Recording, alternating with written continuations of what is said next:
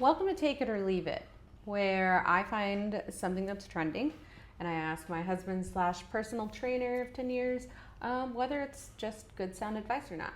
This video is about protein, which is just a game changer if you're doing it right. So Delicious for your taste buds and your muscles. I'm about to show you something about protein labels that might completely change the way you track your protein. And no, this is not clickbait. This is something that 99% of people have no idea exists. Do you want to take bets on whether or not it will be clickbait? Like if we feel like it will be by the end? I don't know, because I want to say no because I think it's a different way of understanding what you're reading when you're in a store. You think that's the angle he's going to take? Yeah. I don't think the general public knows enough about true nutrition and nutritional value outside of just the basics. Okay, fair point. I think he's going to say something along the lines of like, if it doesn't have all your essential amino acids, then you shouldn't track it as like protein for the day. Okay. Play? I also inherently don't trust him because he's wearing a Knicks jersey. Not all protein is created equal. Your body can only fully use complete proteins, ones with all the essential amino acids that are highly digestible. To measure this, the FDA uses something called the Protein Digestibility Corrected Amino Acid Score. I use long acronyms, so you think I'm smart. Okay, keep going. I bet don't those know what that glasses means. aren't even real. All right. It rates protein from 0 to 1. Whey and eggs score closer to 1, plant protein and collagen much lower. This system has been a part of food labels since 1993, but hardly anybody is aware of how it actually works. When a label says 20 grams of protein, that's the raw weight. But your body might only effectively use 10 grams of protein for muscle building. Now here's the part that flips everything upside down. Companies know how much usable protein is in their product, but they don't have to adjust the protein content on their label. They do have to adjust that tiny little percentage, the percent daily value that nobody looks at. That number reveals the truth. The FDA sets the daily value for protein at 50 grams. A very low number, I know, but that's what they use. So if a protein is high quality, 20 grams of protein should equal 40% daily value. Take a Quest bar, 20 grams of protein, 40% daily value. That means you're getting the full 20 grams. I'm not gonna lie, I'm so bored of this math lesson. Okay. But also, like, let's take a brief break from his numbers breakdown here to talk about protein usability, which he mentioned. It does not happen per meal or snack. If you eat a protein that does not have all your essential amino acids, which is basically anything that's not animal product based, like the broad generalization there. But generally speaking, your animal products are going to have all your essential amino acids. Most other proteins are not. It doesn't happen in one meal. Like your body can take amino acids from breakfast and use them later because it can store them. They can still be circulating. Like it's not that small, narrow window that's like, man, I ate some plant protein and nothing else for breakfast. There goes all my opportunity to build muscle during my morning workout. Like your body can get these amino acids from other food sources later in the day, from earlier in the day. Like it's a broader time period that's important to get your protein needs in. Does that make sense? Yeah, so it's not black and white. It's just not so acute and like localized.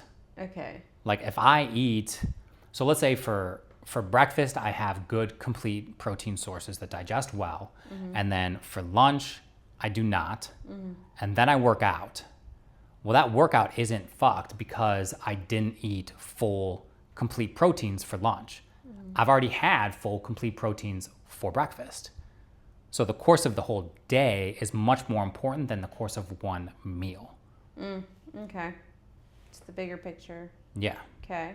Now look at a Lenny and Larry's cookie. 16 grams of protein should be 32% daily value, but this label shows 10%. That's closer to 5 grams of bioavailable protein for 420 calories. Yikes. Similarly, look at Kodiak cakes. 15 grams of protein, but only 17% daily value. That means only 9 grams of usable protein. For any label, if you want to know how much actual protein you're getting, just divide the daily value by 2. When Premier Protein cereal has 20 grams of protein, but the percent daily value is only 20%, you know that you're getting 10 grams of quality usable protein. Now, to be clear, your body still digests all this protein, but instead of going towards muscle building, it might be used for energy or turned into glucose. Not exactly the goal when you're choosing a high protein snack. Turning into energy and glucose is repetitive. We're gonna use glucose for energy, but also an incredibly small, like closer to 0 than 10% of protein is actually converted to glucose or to body fat. Your protein is typically used to build muscle, to build other structures in the body. There's so much of our body that is made of protein. Like, you're not gonna put it towards energy when your body has other available resources like stored glycogen, which is glucose that's in your muscle, or body fat to tap into for energy. It's not gonna use protein. Protein is a structural nutritional component. There's a very, very, very small percentage of it that gets used for energy or stored as body fat, so that's just a non-issue. And look, I get it. If you're tracking macros, I don't expect you to do this math for every single product you find. It's much easier to track total protein, and for most people, that'll be good enough. But if you are picking a snack for the protein, this is something you should be aware of. Most people have no idea this adjusted protein value even exists. So if you learned something new here today, share this with somebody else who you think needs to hear it. I don't think anybody needs to hear that, to be honest. If I'm being completely honest. So, I mean, I want to get it because I don't think that I do.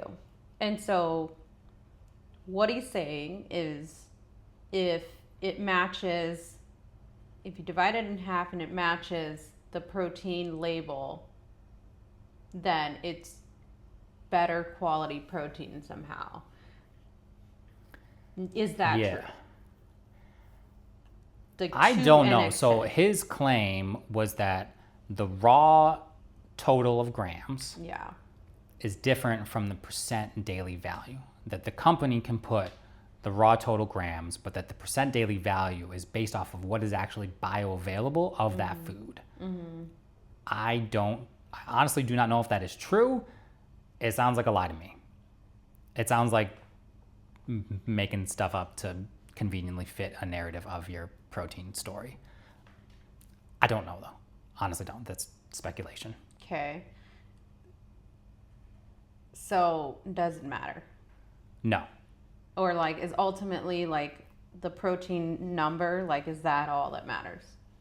Or you said that the overall what you do in the day matters most. So let's say you are choosing lower, you said meat is the ultimate, right? So let's say you are choosing alternatives, then how do you compensate with the rest of your day to ensure that you're getting the best out of alternatives other than meat? When we say alternatives, are we talking about like anything like people protein, who are more like vegetarian? In general, yeah. Or like, let's say you had one meal that was like meaty, but then the rest of your protein you got from other sources. That's fine.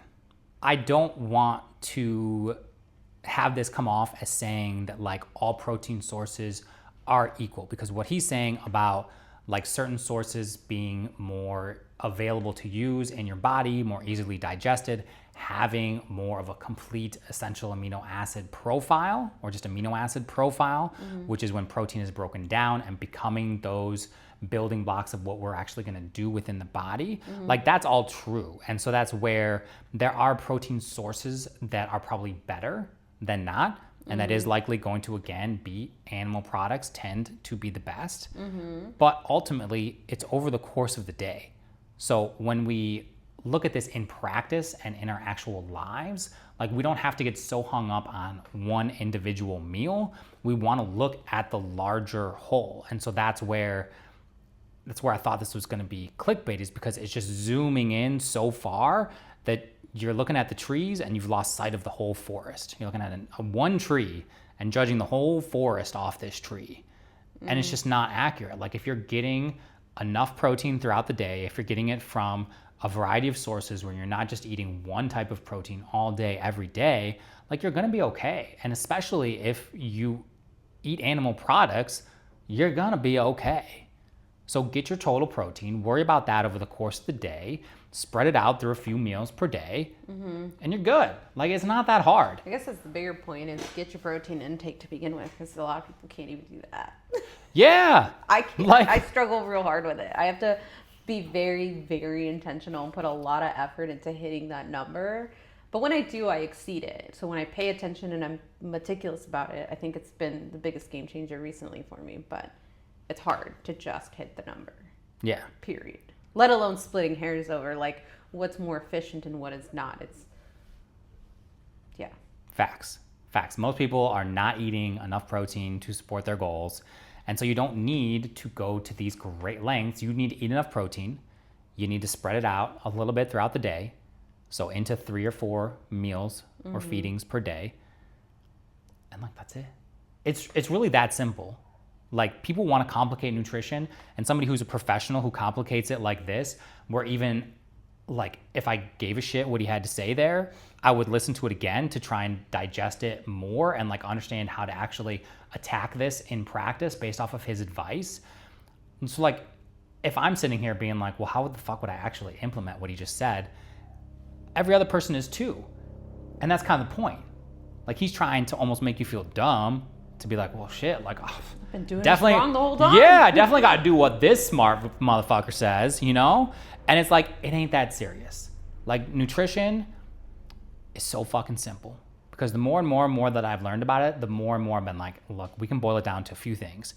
Eat the calories that you need to eat for your goals. So be in a calorie deficit if you want to lose weight. If you're comfortable with your body weight and body mass, eat at maintenance. If you want to gain some weight, eat in a surplus.